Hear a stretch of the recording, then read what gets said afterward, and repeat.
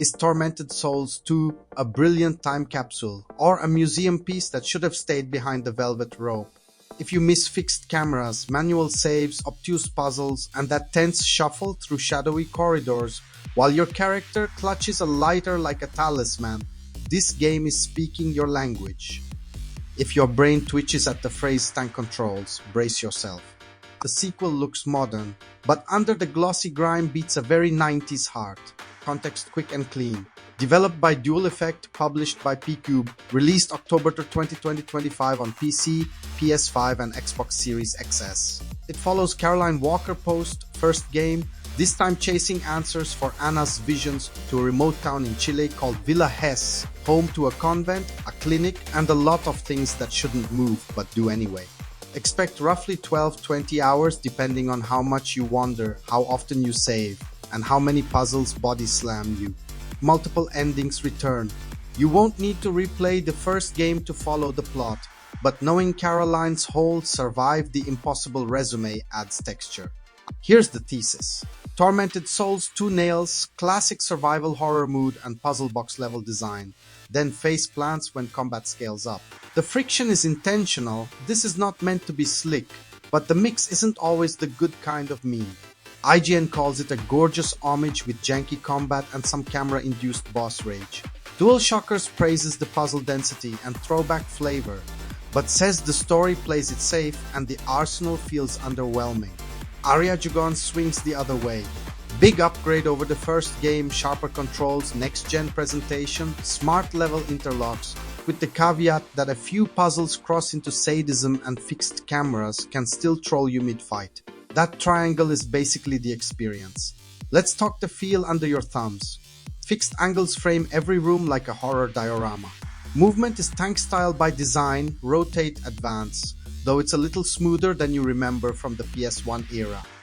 You're constantly negotiating space. Chair legs snag you, narrow halls force awkward turns, and the camera loves to swap perspectives at the worst second. That's the point. It's cinematic tension through constraint.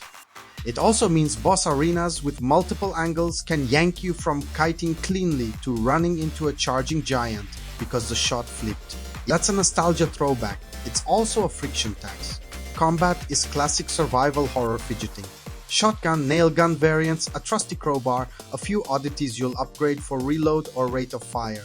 No over-the-shoulder ADS heroics. When a creature lunges, you backstep, wait for a window, commit to a slow animation, and hope you didn't hug a wall.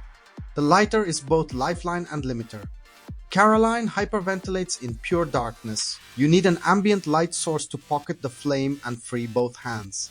It's a mood machine and a mechanical choke point. IGN hated how often it left you unarmed at the jump scare moment. The counterpoint is that fear of darkness forces you to read rooms, not just sprint through them. Enemies mostly stay dead. That's a big vibe shift from games that respawn trash to pad runtime. Clear an area and you're rewarded with slow, deliberate exploration, poking at environmental detail and flavor text. Which matters because Tormented Souls 2 is genuinely great at staging. You'll leave the starting convent and snake through a processing plant, a bunker, a decaying mall, and a creepy school. Every hub eventually loops back. Doors you dreaded become new shortcuts.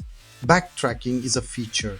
If you hate walking the same halls, this will test you.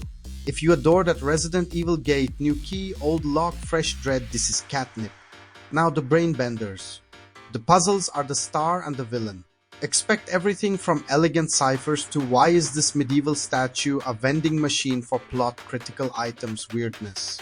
DualShockers nods to the sheer volume and the think outside the box, then inside the other box, then throw the box away. Design ethos. Arya Jugons argues they're more internally coherent than the first games, and often supported by environmental clues if you're paying attention.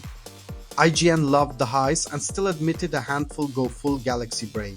My take, it's the best kind of old school gatekeeping. When it cooks, you feel brilliant. When it doesn't, you feel like you missed a dev diary. The story is pulp with a straight face.